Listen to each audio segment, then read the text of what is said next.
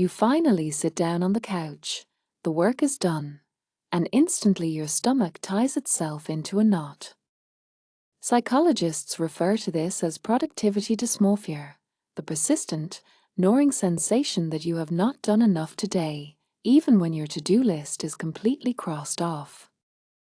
Your resting heart rate actually spikes instead of dropping. You think you just need to learn how to relax, or maybe try a meditation routine, but your nervous system has actually rewired itself to view stillness as a threat. When you measure your worth entirely by your daily output, pausing feels dangerously close to failing.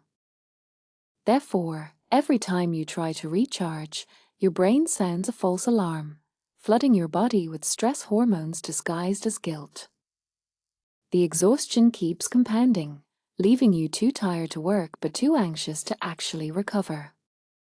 You are trapped in a constant cycle of fake resting. But what exactly happens in your mind the moment you sit still? And why is your survival instinct actively fighting against your own peace? To understand why your living room suddenly feels like a hostile environment, we have to look at what happens when you strip away external distractions. Your mind operates on something called a high internal locus of control. This is the deeply ingrained belief that every outcome in your life is determined entirely by your own actions. It is a fantastic trait for getting things done, but it comes with a massive hidden cost. When you believe everything depends on you, turning off feels completely irresponsible. Therefore, your brain treats relaxation as a dangerous drop in vigilance. You might think you just need to find a better hobby or watch a more engaging show. But the problem isn't what you are doing. The problem is what your brain does when you do nothing at all. Imagine it is a quiet Sunday afternoon. You force yourself to sit in a room alone, maybe trying to read a book. Within 3 minutes, your thoughts are racing uncontrollably. You are suddenly calculating next week's budget, remembering an awkward email from Thursday, and wondering if you are falling behind in life. What is actually happening in your head? Neuroscience shows that when you stop performing tasks, your brain activates the default mode network. This is the system responsible for introspection and emotional processing. But if you have been running on high stress all week, your default mode network is completely overloaded. Therefore, the moment you sit in that quiet room, it dumps all your unprocessed anxiety right onto your lap at once. Now, I want to be clear that while I am drawing some of these direct explanations of productivity guilt from outside our normal notebook sources, which you might want to independently verify, the biological mechanisms match exactly how our bodies handle performance anxiety and stress. The guilt you feel isn't a character flaw. It is a biological hangover. When you are constantly pushing yourself, your body sustains a low-level hypervigilance. You are basically running on cortisol and adrenaline to get through the day. But those chemicals do not just vanish because you decided to put on sweatpants. Therefore, your physical state completely mismatches your environment. Your body is braced for a physical fight, yet you are sitting on a soft cushion. The brain hates this kind of contradiction. It frantically searches for a logical reason to explain why your heart is beating so fast. And it usually finds one highly convenient answer. I must be doing something wrong by sitting here. So you get up. You decide to clean the kitchen. You check your phone to clear one more email just to take the edge off.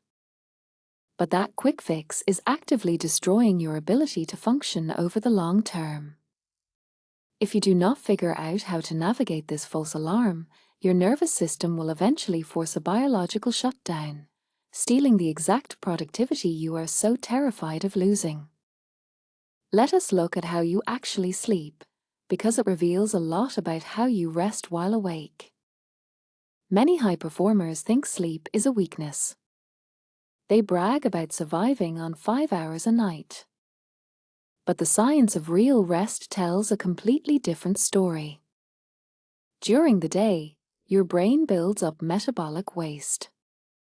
When you actually transition into deep sleep and REM sleep, your body goes to work. Deep sleep repairs your muscles and immune system, while REM sleep handles brain recovery, focus, and memory. Therefore, it is never just about the sheer hours you spend in bed. It is about how efficiently your brain cycles through these critical recovery stages. But if you approach waking rest the exact same way you approach a chaotic sleep schedule, fragmented, stressed, and full of blue light, you never actually reach a state of physical recovery. When your mind is racing with endless to-do lists before bed, it keeps your brain locked in beta waves, which is your active awake mode. Journaling or dimming the lights shifts you into alpha and theta waves, signaling your nervous system that it is finally safe to power down. Therefore, without a proper shutdown sequence for your waking life, your so-called relaxation is just another exhausting task. As one performance expert simply puts it, You cannot pour from an empty brain. you know you need to rest. Your body is literally screaming for it. Yet the guilt keeps pulling you back to your laptop every single time. Why is the guilt so incredibly loud? It comes down to how you measure your own value in the world. Think about the psychology of people who always prefer to work or train completely alone. Often, they learned early on in life that depending on others creates unnecessary risk. Maybe they were let down by a teammate, or maybe they simply realized that the only reliable person in the room was themselves. They became their own primary source of stability. But when you are your only safety net, your daily output becomes your entire identity. Therefore, any pause in that output feels like an existential threat. You are not just taking a break. You are temporarily erasing your worth. When someone trains alone in a gym, every variable is within their control. The playlist, the pacing, and the exact rest time are all predictable. It becomes a daily ritual that keeps everything else from falling apart. But when you finally stop moving on the couch, you lose that tight grip on the variables. Therefore, resting feels dangerously close to losing control entirely. Consider the physical act of exercise, like jumping rope. At first, it is just difficult cardiovascular conditioning. But once you master the basic rhythm, it becomes a powerful tool for emotional regulation. The repetitive, self-paced movement forces your hands, feet, and breath to coordinate perfectly. Therefore, your mind is forced to stay entirely in the present moment. You get a much-needed break from the relentless internal performance review. But when you try to rest on the couch, there is no physical rhythm. There is no external task forcing you into the present moment. Therefore, your mind immediately travels to the future to look for brand new problems to solve. It is trying to protect you. It is running a constant simulation of everything that could possibly go wrong if you drop the ball. This constant hypervigilance makes normal social situations exhausting too.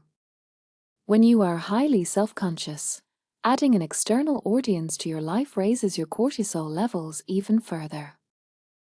Higher cortisol means more stress and significantly worse physical recovery. The guilt you feel when resting is just the internal version of that judgmental audience. You are watching yourself rest, and you are actively judging yourself for not working hard enough. I should be doing something productive right now. That recurring thought is just a defense mechanism. It is your ego trying to reassert control in a moment of extreme vulnerability. Because to actually rest, you have to surrender. You have to accept that the world will not catch fire just because you closed your eyes for 20 minutes. But surrendering control is the absolute hardest thing for a self-reliant person to do. Therefore, your brain creates guilt to trick you into standing back up. Guilt is just an emotion, but your nervous system treats it like an absolute biological fact. Let us look deeper into the biological rhythms that dictate your daily energy. You probably know about your circadian rhythm in relation to nighttime sleep. If your sleep schedule is irregular, it deeply confuses your brain. Your deep sleep becomes shorter and much lighter. But this exact same biological principle applies to your waking rest. Therefore, if you only ever rest sporadically, usually when you are completely burned out, your body never learns a predictable rhythm for recovery. When you go to sleep at the same time every night, your brain automates the release of melatonin. It learns exactly when it is safe to shut down. But if your waking downtime is just a chaotic series of crashes after intense stress, your nervous system remains permanently on edge. Therefore, you have to train your body to rest deeply, just like you train it to wake up. If you spend the last hour before bed staring at screens and stressing over work, you block the crucial transition into deep rest. The same thing happens on a Sunday afternoon. You cannot go from answering high-stakes emails straight into a peaceful nap on the couch. Your nervous system needs a psychological bridge. You need a shutdown sequence for your daytime waking life. You have to signal to your body that the threat has passed. Without that clear signal, your brain keeps the adenosine and cortisol pumping through your veins. Adenosine is a chemical that builds up in your brain while you are awake, creating natural sleep pressure. Caffeine artificially blocks it. But when the caffeine finally wears off, all that built-up exhaustion hits you at once like a freight train. Therefore, trying to rest while pumped full of stress hormones and caffeine is biologically impossible. You are asking your body to hit the brakes while your foot is still firmly pressed on the gas pedal. This constant internal friction is why you feel so physically uncomfortable when you try to relax. Your muscles might twitch. Your stomach might knot up tight. You might feel a sudden, inexplicable urge to organize your entire closet from scratch. That is not a sign that you need to work harder. That is a sign that your nervous system is desperately trying to process a massive backlog of accumulated stress. When we observe people who maintain elite consistency, whether in business or at the gym, we assume they are just grinding 24 hours a day. We see the person with their headphones in, eyes straight ahead, refusing to deviate from their program. But the reality is that their long-term consistency depends entirely on their ability to manage their internal variables. Therefore, true high performance requires mastering the art of efficient recovery, not just endless daily output. If you remove the unpredictable external variables and focus purely on your own recovery, your baseline performance actually goes up. But there is another layer here that most people miss entirely. Resting is an act of extreme cognitive control. It takes zero discipline to just keep mindlessly working until you collapse. It takes immense psychological maturity to look at an unfinished to-do list and intentionally walk away. I am choosing to stop now, so I can be sharper tomorrow. When you reframe rest from a passive failure into an active performance tool, the guilt begins to lose its tight grip. You start to realize that an optimized nervous system is far more valuable than a few extra hours of exhausted, low-quality work. But this mental shift does not happen overnight. Your survival instincts have spent years learning to equate stillness with danger. Therefore, you have to slowly prove to your brain that it is actually safe to pause. The first step in breaking the cycle of fake resting is understanding that you cannot simply command a hyper-vigilant brain to turn off. You have to give it a transitional bridge. Think about what happens the very first minute you wake up. Most high achievers immediately reach for their phone to check emails. But that single action instantly floods your system with cortisol, demanding immediate problem-solving before your feet even hit the floor. Therefore, your entire day begins in a state of defensive reaction.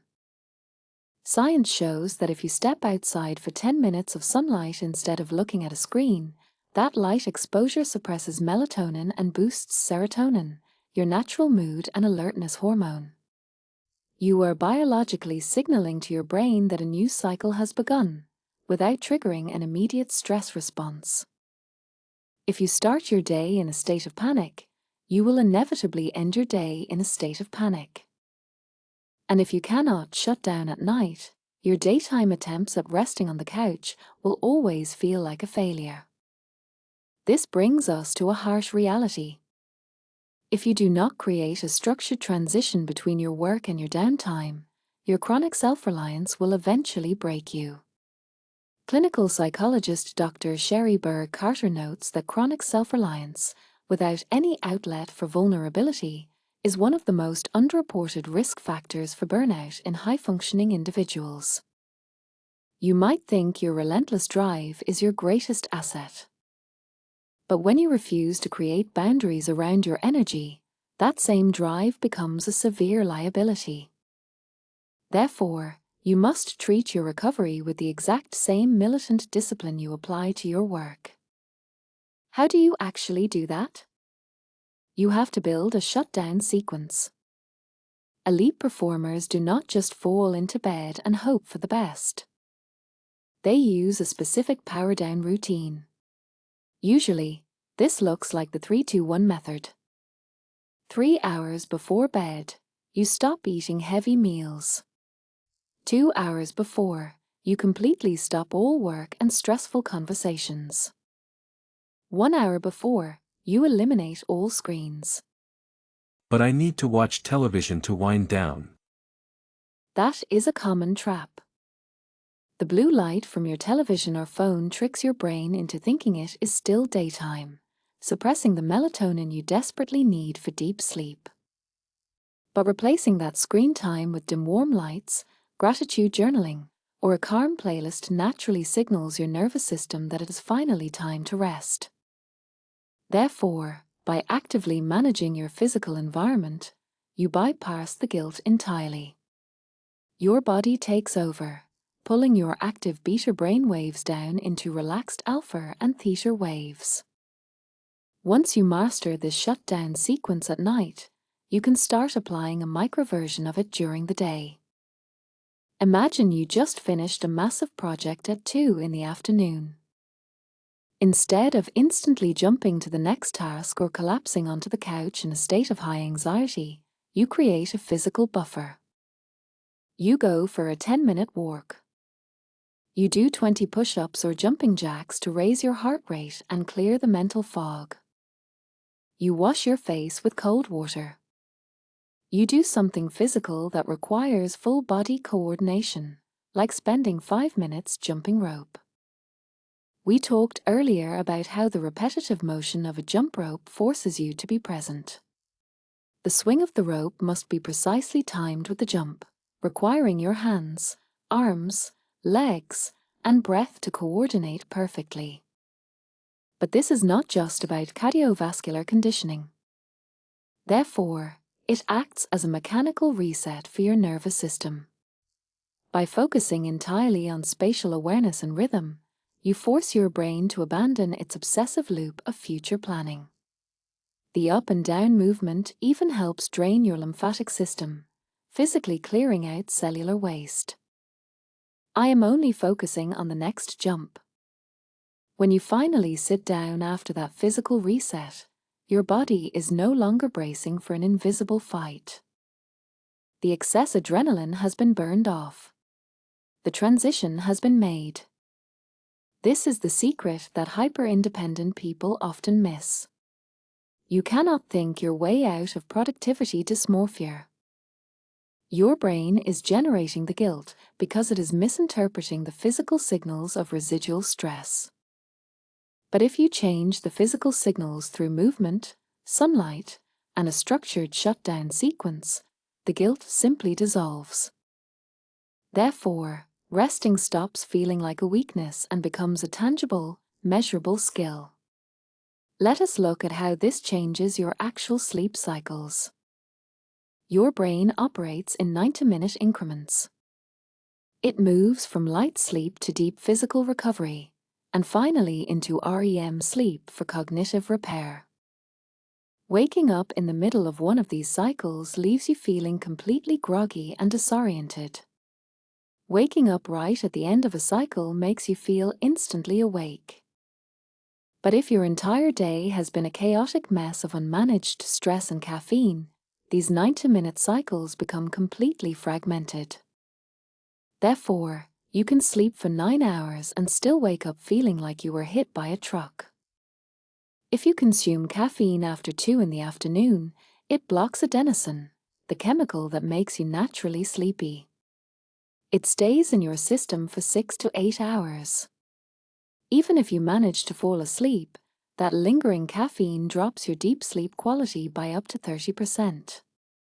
You are literally robbing yourself of the biological recovery you need to maintain your high internal locus of control. Remember, people with a high autonomy orientation thrive when they can self-direct their lives. They need to know that their outcomes depend entirely on their own efforts. But that level of self-direction requires an immense amount of cognitive energy. Therefore, if you are constantly sleep-deprived and operating on fake rest, you are actively destroying the one tool you rely on most, your own mind. I just need to push through this week, then I will rest. That is the lie your ego tells you to avoid the vulnerability of pausing. But the longer you delay real recovery, the more aggressive the guilt becomes when you finally do stop. Your nervous system does not negotiate. It keeps a perfect score.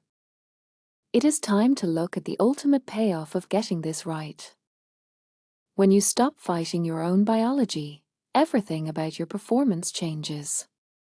You no longer need to rely on caffeine to drag you through the afternoon. You no longer snap at your friends or family because your hypervigilance is exhausted. You stop operating in a state of constant, low-level panic. You start viewing a dark, cold, and quiet room, set perfectly between 18 and 20 degrees Celsius, not as a prison of boredom, but as a high-performance recovery chamber. Success is not about who can stay up the latest or who can grind themselves down to the bone. It is about who wakes up clear, calm, and highly focused. The people who consistently train alone in the gym, the ones who never deviate from their program, they know this secret deeply. They are not pushing past their limits just to look strong for an audience. They are training exactly where they are, with absolute honesty.